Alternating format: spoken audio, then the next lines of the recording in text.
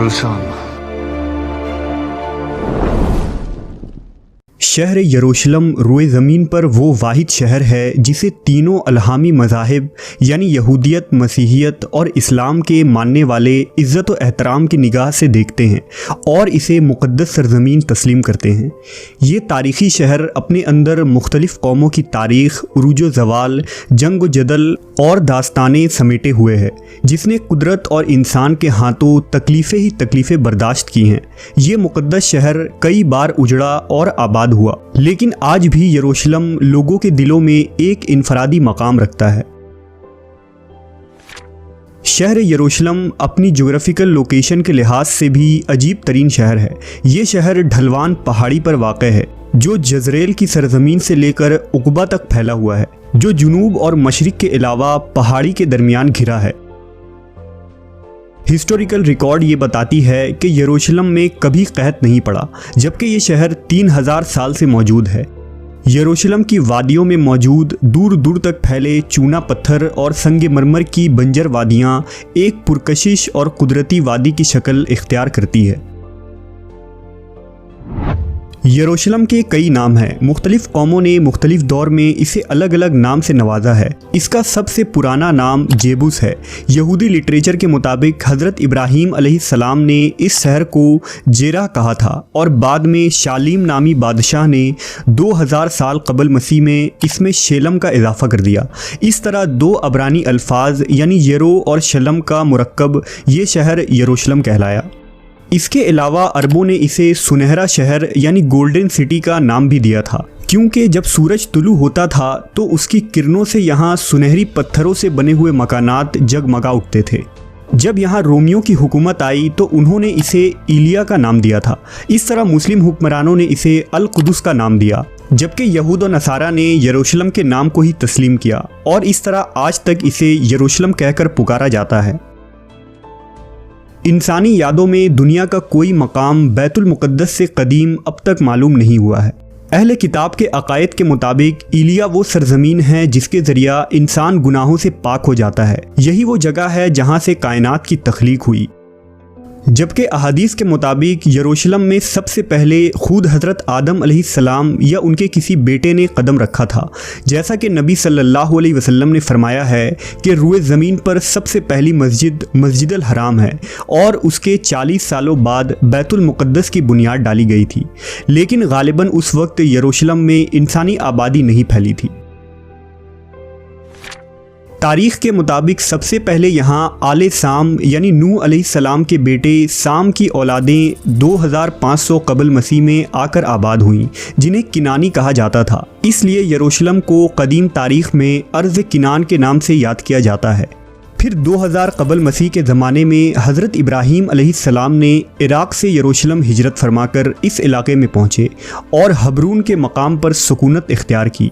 किताब मुक़द्दस और इब्न कसीर की रिवायतों के मुताबिक उस वक्त यरूशलेम के बादशाह शेलम हज़रत इब्राहीम पर ईमान ले आया और इस तरह हबरून में हज़रत इब्राहीम की ताकत व कुदरत में इजाफ़ा हो गया। यहीं आपकी औलादें हुईं और आपने ज़िंदगी का बड़ा हिस्सा इसी मकाम पर गुजारा और हबरून में ही मदफून हुए। 40 सालों बाद हज़रत इब्राहीम अलैहिस्सलाम के पड़पोते यानी हज़रत याकूब अलैहिस्सलाम ने इसी जगह खुदावंद खुदा को ख्वाब में देखा था। लिहाजा उन्होंने इस मकाम पर बैत ईल की तामीर की, जो यहूदियों की पहली मुक़द्दस मकाम मानी जाती है। हज़रत याकूब अलैहिस्सलाम की औलादें, जिन्हें बनी इसराइल कहा जाता है, ये लोग किनान छोड़कर मिस्र की तरफ हिजरत कर गए और लंबे अरसे तक वहाँ फ़िरौनियों के ग़ुलाम बने रहे। उस ज़माने में कौम अमालका ने अर्ज़ फ़लस्तीन और यरूशलेम पर कब्ज़ा कर लिया और जब मूसा अलैहिस्सलाम बनी इसराइल को लेकर मिस्र से निकले तो इसी अर्ज़ मुक़द्दस का उनसे वादा किया गया जो बनी इसराइल को अता होने वाली थी। उस वक्त इसराइलियों की तादाद 7 लाख से भी ज़ायद थी।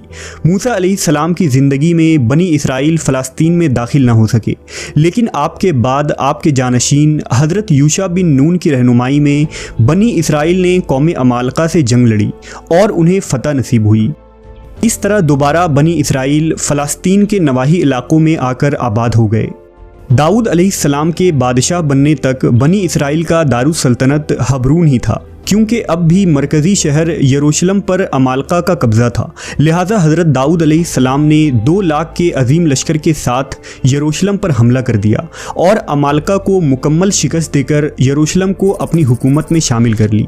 यहीं से यरूशलेम की अजीम सियासी तारीख़ का आगाज़ होता है। हज़रत दाऊद अलैहिस्सलाम के दौर हुकूमत में यरूशलेम के हमसाया शहरों ने भी बनी इसराइल से अमन का मुआहदा कर लिया। दाऊद अलैहिस्सलाम ने यरूशलेम के चारों तरफ ऊंची ऊंची फसीलें कायम की और बड़े बड़े चश्मे खुदवाए गए, पथरीले वादियों में बागात लगाए गए और यरूशलेम में इबादत के लिए एक हैकल की तामीर करवाई गई जिसमें ताबूत सकीना को रख दिया गया। ये वो पाक तरीन जगह था जो यहूदियों के लिए सबसे मुक़द्दस माना गया है। इस हैकल को हज़रत दाऊद के बेटे सुलेमान अलैहिस्सलाम ने मुकम्मल की और उस जगह ऊंची और बेहतरीन इमारत की तामीर करवाई जिसमें बड़े बड़े शाहराह, कमरे और बरामदे बनाए गए। इस हैकल सुलेमानी को मुकम्मल होने में पूरे 13 साल का अरसा लगा।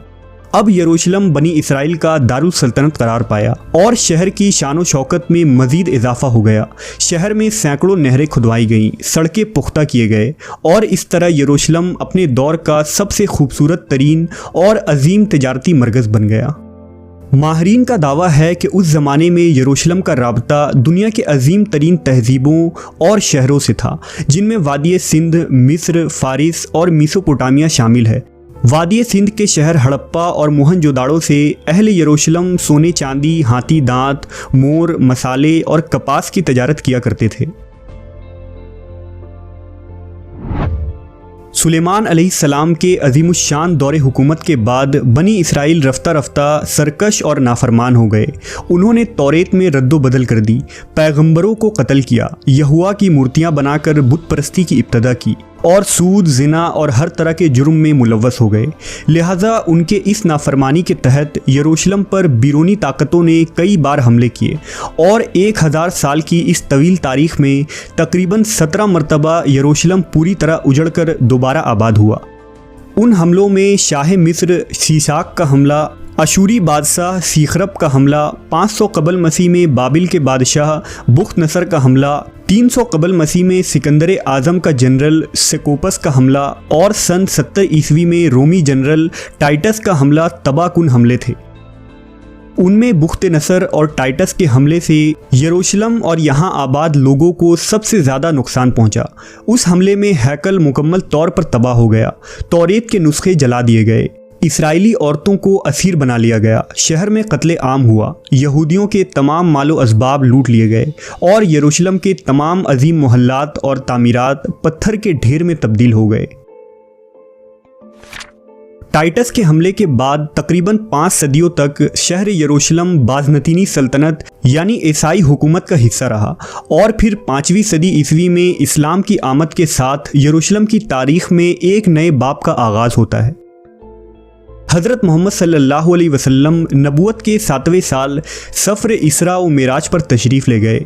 इस दौरान आप सल्लल्लाहु अलैहि वसल्लम मस्जिद हराम से बैतुल मुक़द्दस पहुँचे और तमाम अंबिया कराम की नमाज की इमामत करवाई और फिर इसी मकाम से बुराक पर सवार होकर 7 आसमानों के सफ़र पर रवाना हुए। इस तरह काबा शरीफ और मस्जिद नबवी के साथ यरूशलेम के बैतुल मुक़द्दस को इस्लाम का अहम तरीन मकाम का दर्जा हासिल हुआ। 16 हिजरी यानी 236 ईस्वी में हज़रत उमर इब्न ख़त्ताब के खिलाफत में बैतुल मुक़द्दस को यहूद व नसारा के हाथों से आज़ाद करा लिया गया और यरूशलेम इस्लामी सल्तनत का हिस्सा बन गया। 86 हिजरी में अमवी खलीफा अब्दुल मलक बिन मरवान ने मस्जिद अक्सा की तामीर कराई और खलीफा अब्बास मंसूर ने मस्जिद की मरम्मत कराई। मुसलमानों के यरूशलेम फ़तह करने के बाद कई अरब कबाइल वहां आकर सुकूनत पज़ीर हो गए और कुछ अरसे में ही यरूशलेम एक खालिस अरब इलाका में तब्दील हो गया। बनु अब्बास की खिलाफत तक यरूशलेम इस्लामी रियासत का हिस्सा रहा, लेकिन जैसे ही खिलाफत कमज़ोर पड़ने लगी तो 1099 ईस्वी में सलीबियों ने बैतुल मुक़द्दस को मुसलमानों से छीन लिया और यरूशलेम में मुसलमानों के खून से होली खेली गई। तकरीबन 88 साल तक ये शहर सलीबियों के कब्ज़े में रहा और आखिरकार क़िबला अव्वल की आज़ादी के खातिर 16 जंगें लड़कर सलाउद्दीन अय्यूबी ने 1187 ईस्वी में यरूशलेम को दोबारा आज़ाद करवा लिया। सलाउद्दीन के बाद तकरीबन 700 बरसों तक यरूशलेम इस्लामी सल्तनत का हिस्सा रहा। जहां तुर्क उस्मानियों ने इस शहर को खूब तरक्की दी, तो वहीं यहूद और नसारा के लिए भी शहर के दरवाजे हमेशा खुले रहे और यरूशलेम ने तारीख में पहली मर्तबा इतने लंबे अरसे के लिए अमन व अमान का दौर देखा। लेकिन फिर साल 1917 में खिलाफत उस्मानिया के खात्मे के बाद यरूशलेम दोबारा फितना व फसाद का मरकज़ बन गया और 1948 ईस्वी को अमेरिका, बरतानिया और फ्रांस की साजिशों से अर्ज़ फ़लस्तीन के ख़ित्ता में सिहूनी सल्तनत कायम की गई और यहूदियों ने यहाँ इसराइल के क़याम का ऐलान कर दिया। लिहाजा अरब ममालिक इसराइल के ख़ात्मे के लिए मैदान जंग में कूद पड़े, लेकिन यूरोप और अमेरिका के सहारे से इसराइल ने अरब ममालिक को शिकस्त दे दी और फिर 1967 ईस्वी में 6 रोज़ा अरब इसराइल जंग के बाद यहूदी यरूशलेम और बैतुल मुक़द्दस पर भी काबिज़ हो गए। अरब इसराइल जंग में फ़तह के बाद यहूदियों ने यरूशलेम समेत फ़लस्तीन के मशरिकी इलाकों पर भी कब्ज़ा कर लिया, जिसे आलमी बरादरी आज भी एक गैर कानूनी कब्ज़ा करार देती है। सिर्फ यही नहीं बल्कि वक्त के साथ इसराइल फ़लस्तीन के मज़ीद मुस्लिम इलाकों पर कब्ज़ा करता चला गया, जो आज तक जारी है। इन कब्ज़ों के रद्द अमल में हर साल फ़लस्तीन में इसराइल की इंसानियत सोज़ जुल्म के मनाजिर देखने को मिलते हैं। इसमें कोई शक नहीं कि फ़लस्तीनी मुसलमान अब तकरीबन 1 सदी से तकलीफ़ और आजमाइश की चक्की में पिस रहे हैं और ये दुनिया की वाहिद कौम है जो खुद अपने ही इलाके और अपने ही वतन में मुहाजिरों की सी ज़िंदगी गुजारने पर मजबूर है। लेकिन ये भी सच है कि दुनिया भर के मुसलमानों के दिल अहले फ़लस्तीन के साथ धड़कते हैं और वो किसी भी सूरत इसराइल का गासिबाना कब्ज़ा तस्लीम करने के लिए तैयार नहीं है। फ़लस्तीन का गम उम्मत मुस्लिमा का मुश्तरका गम है और ये बात भी रोज़े रोशन की तरह आया है कि बैतुल मुक़द्दस का मसला फ़कत अहले फ़लस्तीन का मसला नहीं बल्कि पूरी उम्मत का मसला है। अहदीस के मुताबिक कुर्ब क़यामत में यरूशलेम जंगों का मरकज़ होगा और वहाँ इस्लाम का गलबा होगा। हज़रत ईसा अलैहिस्सलाम का नुज़ूल भी इन्हीं इलाकों दमिश्क के मशरिक़ में सफ़ेद मीनार के पास होगा और वो दज्जाल को बाब लुद के पास कत्ल करेंगे। बाब लुद फ़लस्तीन के इलाके में बैतुल मुक़द्दस के करीब है और इस तरह फितना याजूज माजूज की हलाकत और इंतहा भी बैतुल मुक़द्दस के करीब जबल अल खुम्र के पास होगी। और क़यामत के करीब वो वक्त भी आएगा जब एक मोमिन जमात के हाथों मुसलमान ईलिया यानी बैतुल मुक़द्दस में इस्लाम का झंडा नस्ब करेंगे।